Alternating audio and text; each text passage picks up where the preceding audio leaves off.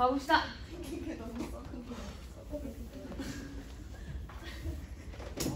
자, 보지 못한 폭포 교술갈래부터 볼게요. 지금 프린트를 상당히 꽤 많이 받으셨더라고, 그지? 그래서 다음 시간에는 프린트를 싹 다 정리하는 시간으로 하고 오늘은 좀 진도 빨리빨리 나갈게요. 지금 그럼 시험 범위 확정이 된 건가? 아직 안 된 거죠? 우선 된 거야? 보지 못한 폭포. 그 다음에 3기 새 출발점에선 당신에게 향을 맞춤법 4-1 또 있어? 어? 성나기 끝? 오 끝? 엔드? 한글 맞춤법 나간 바는 없어요? 아직 없고? 얘들아 한글 맞춤법 나가면서 아마 또 프린트 저 정도 수준으로 주실 거거든 문법이랑. 그러면 그거를 바로 찍어서 보내주세요. 알겠어? 이거를 수업 시간에 갖고 오는 것도 좋긴 한데 그럼 좀 늦잖아. 그죠? 그래서 여러분들 그냥 받자마자 사진으로 찍어서 쌤 카톡이나 이런 걸로 보내주시면 그거 보자마자 교재에 반영해 드릴 수가 있거든요. 그래서 그렇게 좀 부탁드립니다. 알겠죠? 자, 이 소단원은 교술갈래의 주요 구성 요소와 형상화 방법을 이해하고 우리 지금 다 한 거죠. 서정갈래 시, 서사갈래 소설, 그 다음에 극갈래 희곡, 우리 성난디게, 그 다음에 교술갈래로 이번에 교술갈래가 되게 중요할 것 같아. 왜냐면 여러분들 시험 범위에 교술갈래가 3개가 들어가요. 그쵸? 지금 뭐야? 이거랑 보지 못한 폭포랑 상기랑 새 출발점에선 당신에게 셋 다 교술갈래야. 교술갈래 되게 중요하단 말이야 이번에. 그래서 그것의 특징, 형식 이런 거 정확히 알아야 되겠죠? 교술갈래는 특별한 형식이나 내용이 없어요. 그래서 자신의 경험, 감상, 그에 따른 성찰을 담는 것이기 때문에 비교적 다가가기 쉬운 갈래입니다. 자, 제재 소개를 보시면 보지 못한 폭포는 김창엽이라는 사람이 농암에 거쳐 할 때 농암 계곡의 폭포를 구경하러 갔다가 보지 못하고 돌아오면서 깨달은 바를 쓴 글입니다. 글쓴이는 폭포를 찾으러 골짜기에 들어갔다가 아름다운 풍경을 보지만 이후 폭포로 가는 길을 잃고 결국 폭포를 찾지 못합니다. 이어서 아우가 보았다는 폭포의 모습에 실망을 하고 산에 내려오다가 진짜 폭포가 있다는 노인의 말을 듣고 아쉬워해요. 글쓴이는 이러한 과정에서의 깨달음을 담아내고 있습니다. 자, 교술갈래. 교술갈래는 작가의 대리인인 화자나 서술자를 통해 내용을 전달하는 시나 소설과는 달리야. 얘들아, 이거 엄청나게 중요하지? 지금 보면은 작가의 대리인인 화자나 서술자를 통해 내용을 전달하는 건 누구다? 시랑 소설이다 이거야. 그죠? 그러니까 시는 화자를 내세우고 소설은 서술자를 내세워. 근데 그게 작가가 아니라고. 뭐라고? 작가의 대리인. 우리가 허구적 대리인 이런 말도 쓴단 말이야. 그래서 시는 화자가 있고 소설은 서술자가 있어. 그런데 수필은 작가가 자기에게 그냥 하는 거야. 알겠어? 그냥 작가 자신의 이야기를 직접 하는 그런 갈래예요. 글쓴이 자신이 직접 어떤, 여기 사실 들어가면 됩니다. 어떤 사실이나 씁니다. 어떤 사실이나 경험, 또 생각을 이야기하는 갈래이다. 가사, 편지, 야담, 기행, 일기, 수필, 비평 이런 것들이 여기에 속합니다. 자, 얘는요 형식적 제약이 적어요. 여러분 일기만 생각해도 일기에 어떤 형식이 있지 않잖아. 그죠? 이거 빨리 쓰세요. 졸지 마시고 쌤이 오늘 아이펜슬을 안 가져와 그래가지고 여기다가 써야 돼요. 그럼 이거 지우면 날아가잖아요 여러분. 자, 형식적 제약이 적고 글쓴이의 개성, 글쓴이의 개성이 드러나는 경우가 개성적 판단이나 생각, 그 다음에 여기 맨 밑에는 주관이 드러나는 경우가 많다. 알겠어? 그래서 우리 수필은 가장 작가 자신을 드러내는 문학이야. 그 개성, 주관, 생각, 자신의 가치관 이런 것들이 드러나는 글입니다. 자, 그럼 수필. 형식의 제약을 받지 않고 붓 가는 대로 쓴 글을 이르는 말로 개인의 경험이나 생각, 감상 등을 자유롭게 적은 글이다. 크게 개인의 취향이나 체험, 느낌 등을 자유롭게 표현하는 경수필. 이때 경자가 가벼울 경자를 쓴 거야. 그래서 수필 중에 이제 가벼운 소재를 다룬 수필들. 우리가 배우는 대부분의 수필은 경수필에 속해요. 왜냐면 무거운 주제를 수필로 다루지 않아요. 우리 교과서에서는. 왜냐면 그런 것들은 어쩔 수 없거든. 중수필은 뭐가 들어가냐면 정치색이 좀 들어갈 수밖에 없어. 그리고 너무 좀 철학적이고 그래서 좀 무거운 수필을 우리가 뭐라 그러냐 칼럼이라고 그래. 칼럼도 보시면요 어떤 사람의 자신의 주관이 너무 강해요. 그리고 좀 정치적이기도 하고요. 그래서 그런 거를 문학에서 배우지는 않죠. 자, 일정한 주제를 바탕으로 비교적 논리적이고 여기 논리 들어가고 비교적 논리적이고 무게감 있는 내용을 다루는 거기 중수필 들어가면 되겠습니다. 여기 중수필 무거울 중자 쓰는 거죠.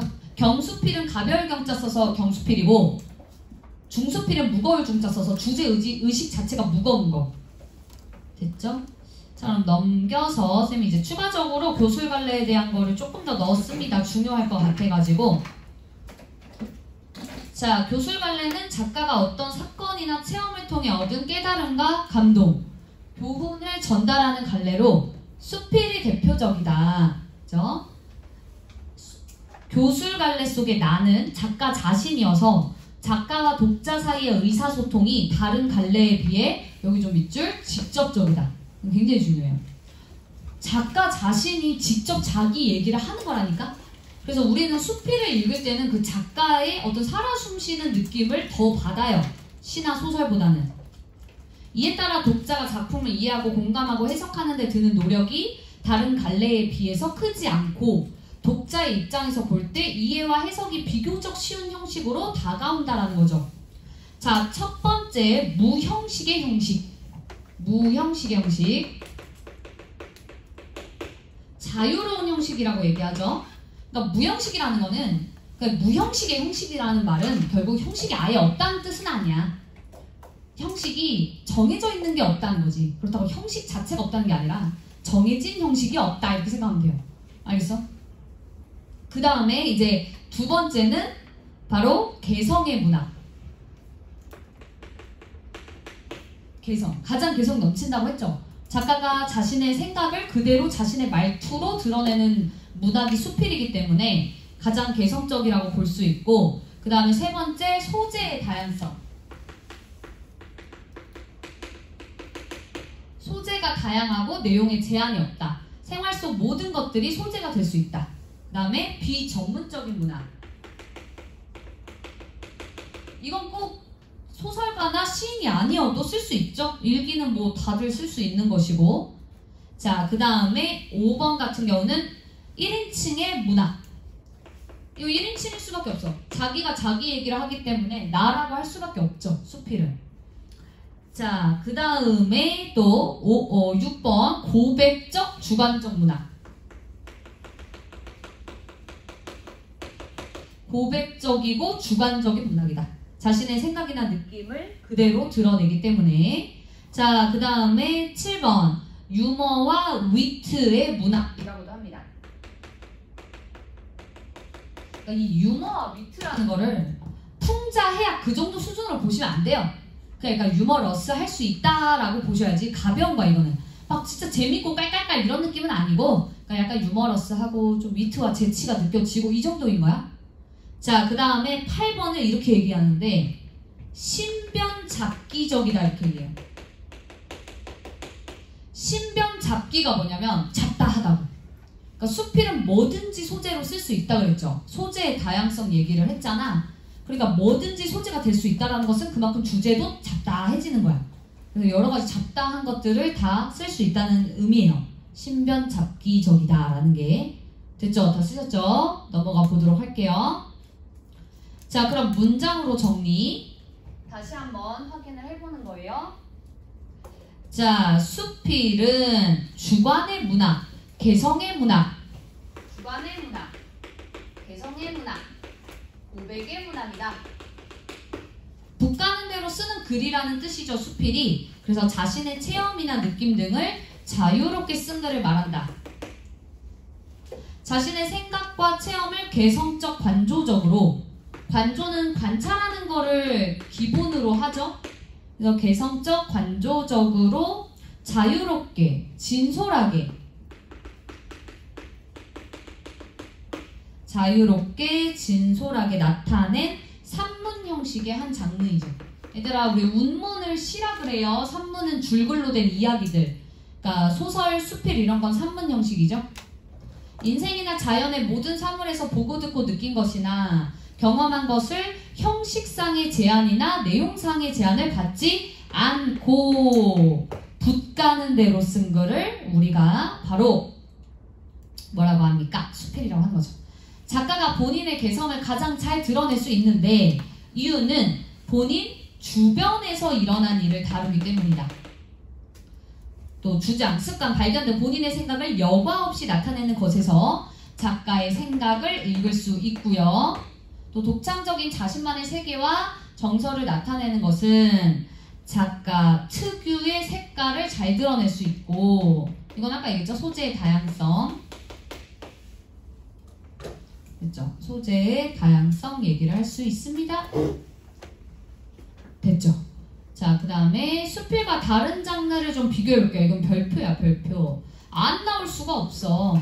수필과 다른 장르를 비교하는 문제는 나올 수 있습니다. 자, 먼저 수필과 소설을 보자면 줄글 형식이 아까도 얘기했죠. 산문 문학이라는 공통점이 있어요. 줄글 형식의 산문 문학, 그러니까 쭉쭉쭉쭉 이야기 형식이다 이거지. 그 다음에 인간의 삶을 바탕으로 하죠. 인간의 삶을 바탕으로 하고 독자에게 당연히 감동과 교훈을 줄 수 있고, 물론 수필보다 소설이 좀 더 문학성이 더 뛰어나죠. 소설은 정말 허구로 지어내는 거기 때문에 문학성은 소설이 더 높겠지만 문학적 표현을 수필에서도 쓸 수 있어요. 그 다음에 차이점, 수필은 직접 경험한 사실을 씁니다. 자전적 소설이라는 거는 자기가 겪은 일을 소설로 쓰는 거거든? 자전적 소설? 근데 그거마저도 수필에 비하면 허구야. 알겠어? 수필이 가장 찐 사실적이야. 알겠어? 글 속에 나는 글쓴이 자신이 되고 정해진 형식이 딱 없어. 또 글쓴이의 생각이 직접적으로 드러나는 게 수필이죠. 그 다음에 허구적으로 꾸며낸 이야기가 소설. 글 속에 나는 지은이가 만들어낸 인물이고, 이게 허구적 대리, 이게 서술자잖아. 서술자가 따로 있는 거고. 그 다음에 구성 단계에 따른 형식이 있죠. 우리 소설의 구성 단계 형식이 뭐예요? 발단, 전개, 위기, 절정, 결말. 소설에는 이런 구성 단계가 있죠. 그 다음에 글쓴이의 생각이 이야기를 통해서 좀 간접적으로 드러나죠. 이게 이제 수필과 소설의 장르 비교라고 볼 수 있겠습니다. 차이점 위주로. 자, 다 쓰셨죠? 얘들아, 오늘 졸면 이런 걸 못 쓰고 빈칸으로 남겨두겠지 지금? 그럼 공부를 나중에 혼자 할 수 없겠지? 넘어가 보겠습니다. 자, 이제 본격적으로 보지 못한 폭포를 보도록 할게요. 요거는 쌤이 체크를 해놓은 게 있어서. 자, 처음 가보겠습니다. 풍패동의 동쪽은, 이거는 고전 수필이에요. 현대 수필이 아니야. 고전 수필. 지금 보지 못한 폭포의 원래 제목은 달라요. 그 기로 끝나는 거거든요. 농암 폭포기인가 막 이러거든. 그래서 얘는 좀 이따 얘기하겠지만 그 한문 수필에 속하고 고전 수필 중에 기라는 것에 속해요. 고전 수필이고, 고전 수필 중에 한문으로 된 한문 수필. 느맘 신폭기인가 이래요 막. 근데 이게 기예요. 기. 그래서 어떤 경험을 기록한다 해가지고 기라고 하거든요. 경험을 기록하는 기에 해당돼요. 이건 고전 수필입니다. 느맘 신폭기인가 원래 제목은 그거예요. 보지 못한 폭포는 나중에 따로 붙인 거고. 자, 가보겠습니다. 풍패동의 동쪽은 바로 느맘곡이다. 그 물이 서쪽으로 흘러 소월석 아래에 이르러 대천으로 흘러간다. 저 곡의 곡이 골짜기 곡자잖아. 그래서 그 골짜기로 물이 흘러. 그리고 소월석이라는 그 바위 아래로 이르러서 하천으로 간다 이거야. 그래서 큰 천으로 간대. 우리 집에서 바라보면 아주 가깝지만 특별한 점이 있는 것으로 보이지 않았대. 그래서 2번, 3번 보세요. 글쓴이가 자기 얘기를 직접 하고 있죠. 우리 집에서 가깝다고. 근데 안 가봤어. 왜? 별로 특별할 게 없어 보여서. 뭐 예쁘지도 않고 멋있어 보이지도 않았대. 하루는 마을 주민 황씨가 아우 자이기에게, 동생 자이기에게 골짜기 안에 폭포가 몹시 기이하다고 말해주었다. 자이기 나한테 알려주었기에 마침내 흔연히 기뻐하면서 함께 갔다. 아우 대유와 조카 인상과 악상이 따라왔다. 그러면은 지금 몇 명인 거야? 자이기, 대유, 인상, 악상 5명. 5명이고 세 사람은 나이 든 사람들은 말을 타고 애들은 좀 젊으니까 걸어가게 했대요. 됐어요? 자, 그러면 글쓴이가 여기를 이제 찾아가게 된 이유가 나오죠. 요거는 내가 글쓴이가 폭포를 찾아가게 된 이유. 폭포를 찾아가게 된 이유. 폭포 쓰시면 되고 4번에. 자, 이제 중간 가보도록 하겠습니다.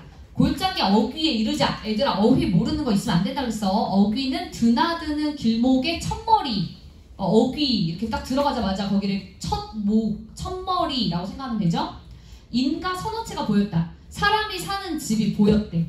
산을 등진 채 물을 두르고 있어. 밭두둑과 울타리가 썰렁했다. 문을 두드리니 한 꾸부정한 노인이 나왔다. 수염과 눈썹이 온통 휘어서 7, 80세쯤 되어 보였다.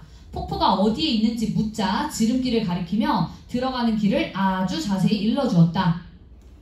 골짜기 안으로 1, 2쯤 들어가서는 말을 풀밭에 놓아두고 지팡이를 짚고 나아갔다. 얼마 안 있어 너럿바위 하나가 보이는데 비탈져서 앉을만 했다. 물이 그 위를 쟁글대며 흘렀다. 소나무 2그루가 이를 덮고 있어 기이하고 장한 데다 울창하게 가지가 뻗어 있었다. 곁에는 단풍숲이 있는데 또한 높고 컸다. 잎이 한창 선홍빛이었으므로 동행들이 문득 몹시 기뻐하였다. 이 속에 이처럼 아름다운 경치가 있을 줄은 생각도 못했다. 그러니까 가던 길이 너무 아름다워서 기뻐했다라는 내용이 나오죠. 자, 오른쪽에 말이 들어가기 힘들어서 말을 풀밭에 놓고 지팡이를 짚고 갔죠. 들어갔더니 너무 아름다웠었어요. 그래서 아름다운 경치에 모두 즐거워했습니다. 15번도 경치 들어가면 되겠고요.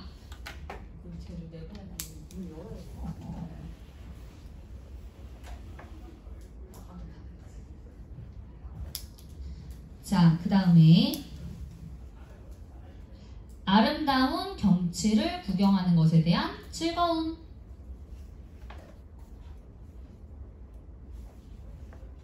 즐거움 됐죠? 넘어갈게요. 자, 폭포를 찾아가는 과정이 나왔죠. 지금 누구에게 들었어, 얘들아? 누구에게 들었어? 아우한테 들었어? 그렇지, 황씨. 황씨가 누구한테 말해줬어? 아우 자이기한테. 오케이? 자, 황씨에게 기이한 폭포 이야기를 들은 아우 자이과 함께 폭포 찾아가기로 했죠. 얘들아, 몇 명이서 갔다 그랬어? 5명. 구성이 어떻게 돼? 그렇지. 어른 셋, 조카 둘. 됐지? 어른들이 말 탔어, 애들이 말 탔어? 어른들이 말 탔죠? 아우 자이기 마을 주민 황씨로부터 폭포가 몹시 기이하다라는 이야기를 들어서이다. 나간 것 같기도 하고 아닌 것 같기도 하고. 넘어갈게요.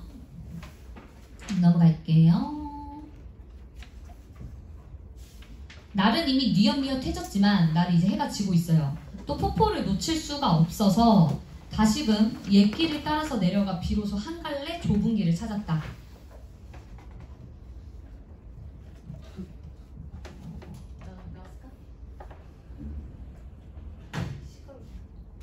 자, 그래서 앞서 노인 안 나갔어? 안 나갔어? 어딨어? 아, 진짜 젠장 진짜. 아이, 정말 에피라를 하나 사놔야겠네. 자, 앞서 노인이 일러준 것과 비슷해서 시험삼아 그 길을 따라가 보았다. 얼마 못 가 바로 산등성이로 점점 올라가기만 했다. 마침내 폭포가 있는 곳은 알 수가 없었다. 그러니까 노인이 알려준 것과 비슷하게 계속 갔는데 안 나와. 그래서 얼마 후 골짜기 안에 사람 소리가 들렸다. 자이기 먼저 시내로 내려갔다가 이곳에 이른 것이었다. 자이기의 말이 자기가 폭포를 보았는데 어찌 생겼어? 라고 물어보니까 검은 바위가 드높게 겹겹이 포개져 있는데 약한 물줄기가 이를 덮어 볼 거 없던데? 한 거야. 내가 대유, 그러니까 아우가 자이기도 아우, 대유도 아우죠. 대유와 서로 보면서 입을 벌려서 아이고 하면서 웃은 거지. 아이고 이런 거 구경하자고 발품을 팔겠어? 발품을 파는 건 돌아다니는 걸 말하죠. 아, 얘 이런 거 구경하자고 내가 돌아다니겠어? 마침내 가지 않고 돌아와 비탈진 바위 위에서 밥을 먹었다. 자기가 또 웃으며 말했다. 오늘 이후로 마땅히 천하의 말만 번드레한 못 믿을 인사들이 더 싫어질 듯 합니다. 누구를 욕한 거야? 황씨를 욕한 거죠. 이 말해준 황씨를. 황씨에게 속금한 것을 유감스러워한 것이었다. 자, 여기까지 이제 좀 채워보도록 하겠습니다. 자, 일행이 폭포 찾기를 그만두고 돌아가게 된 원인을 제공한 게 바로 자익이에요.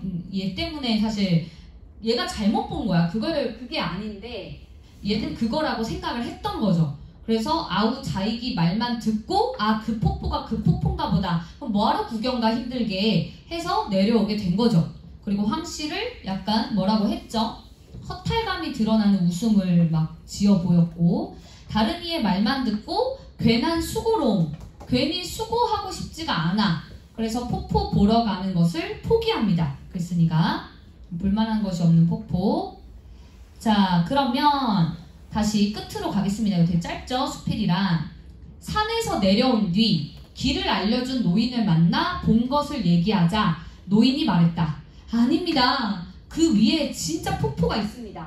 하지만 냇물을 따라 내려가면 길이 끊겨 도달할 수가 없을지요. 꼭 산등성이를 따라서 가야 이르러 굽어볼 수가 있답니다. 그제야 내가 갔던 길이 바른 길인 줄을 알았다. 그러니까 더 갔어야 돼. 올라가다가 멈췄잖아요. 더 올라갔어야 돼. 좀 더 애를 써서 앞으로 나아가지 못한 것이 안타까울 뿐이었다. 하지만 또한 폭포의 실상이 자익이 본 것 정도에 그치지 않음이 기뻤고 잠시 남겨두어 뒷날에 유람할 거리로 삼게 된 것이 더욱 여운이 있음을 깨달았다. 약간 이런 거잖아. 괜찮아. 뭐 오히려 좋아. 이렇게 생각을 했대. 긍정적으로 생각했다 이거지. 유람한 날이 신민년 8월 21일이고 그 이튿날 이 글을 쓴다. 자, 그러면 오른쪽에 폭포가 기이하다고 했던 말이 거짓이라고 여겼었는데 사실은 산등성이를 더 올라갔으면 기이한 폭포가 있었던 거였겠죠. 아쉬웠어요. 안타깝기도 하고. 하지만 긍정적으로 생각을 전환했다. 전환. 긍정적으로 생각을 전환했습니다. 긍정적으로 생각하려고 했대. 그래도. 자, 자익이가 황씨가 말만 번드레한 인사라고 생각한 까닭은 보잘것없는 폭포를 기이하다고 말하여 일행이 괜한 발품을 팔았다고 생각하기 때문이다. 자, 그 다음에 앞으로 가서 지금 두 개의 폭포가 있습니다. 요거 빈칸 채워볼게요. 자익이가 본 폭포는 약한 물줄기의 폭포고 자익이가 길을 잘못 들어서 어쩌다가 보게 된 폭포입니다. 그 폭포는 기이한 폭포가 아니었죠. 보지 못한 폭포는 실제로 기이해 포기하지 않고 갔으면 보았을 폭포입니다. 폭포를 찾아간 경험과 깨달음. 자신이 가던 길을 의심하고 끝까지 가지 않았죠. 아우의 말만 듣고 길을 멈추고 돌아왔고 자신이 가려던 길에 진짜 폭포가 있었습니다. 그래서 아쉽고 안타까움이 있지만 나중에 다시 놀러가면 되잖아. 또 거기 다시 한번 놀러가도 된다라는 것에 대해서 여운이 있고 기뻤다. 그래서 긍정적으로 생각을 전환했다. 됐죠? 넘어가서요. 보지 못한 폭포 소단원 정리 가보도록 하겠습니다. 고전수필 기에 해당한다고 말씀을 드렸고요. 경험적, 성찰적 폭포를 보지 못하고 돌아온 경험과 그에 대한 감상이 들어가 있다. 폭포를 구경하러 갔다가 보지 못하고 돌아온 일을 시간 순서에 따라 쓰고 있고요. 자신의 경험과 그에 따른 감상, 깨달음을 밝히고 있습니다. 이 작품의 짜임이 굉장히 중요합니다. 처음부터 중간까지는 경험이 나오고요. 마지막에 감상이 나오죠. 그래서 경험과 감상. 이 감상은 다른 말로 깨달음이라고 하셔도 되고 감상과 깨달음이 같이 들어가 있다라고 보셔도 되고 자, 그 다음에 내용이에 자익에게 기이한 폭포 이야기를 듣고 기대했다. 노인에게 폭포로 가는 길을 묻자 자세히 알려줬고 소나무, 단풍나무, 숲, 아름다운 경치를 또 즐기기도 했어. 폭포를 못 찾았지만 풍경을 즐겼고 아우의 말에 되돌아 밥을 먹었죠. 이 진짜 뭐야? 진짜 폭포가 있다라는 말을 들었죠. 그 다음 결국에 여기 부분 채워 넣어보도록 하겠습니다. 이거 뭐 채워 넣을지 뭔지 알잖아. 자이기본 폭포죠, 저게? 자이기본 폭포. 아우 자이기가 본 폭포고, 이거 보지 못한 폭포. 감사가 깨달은 이거 앞에 있는 거랑 똑같은 거고요. 넘어갈게요. 보지 못한 폭포에 나타난 교술갈래의 특성. 설, 기, 편지, 기행문, 수필 등의 교술갈래는 얘들아 설하고 기 이런 거를 한문수필이라고 합니다. 또 고전수필, 고전수필이에요. 자, 고전수필 중에 한문수필에 속하고 설, 기 이런 겁니다.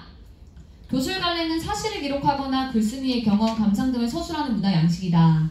경험을 바탕으로 하고 비교적 형식이 자유로워 글쓴이의 개성이 잘 드러난다. 이러한 특성은 고전수필에서도 확인할 수 있습니다. 그렇죠? 일상 언어를 간결한 문체로 표현했고요.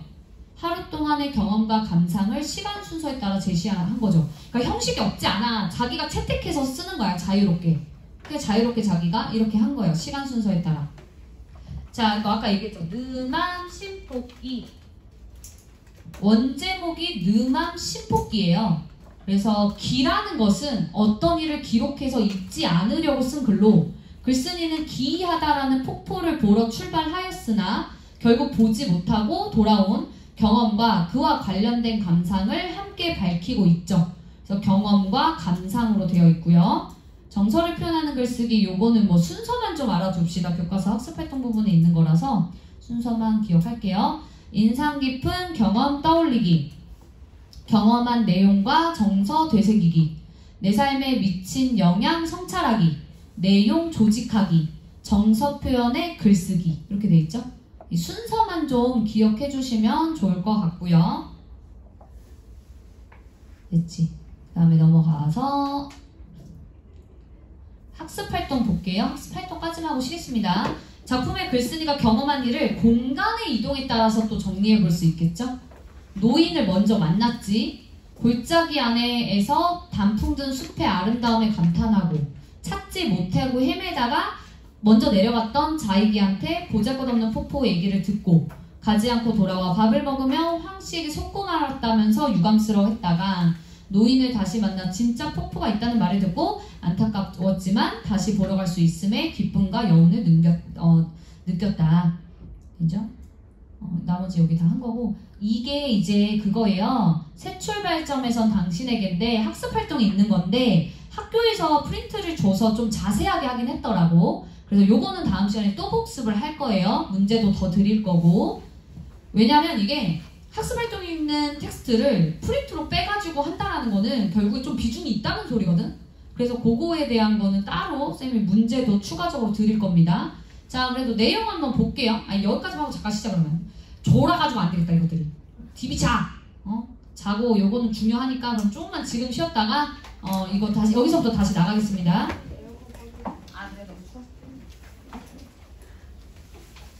아주 그냥 꾸벅새들이 많아.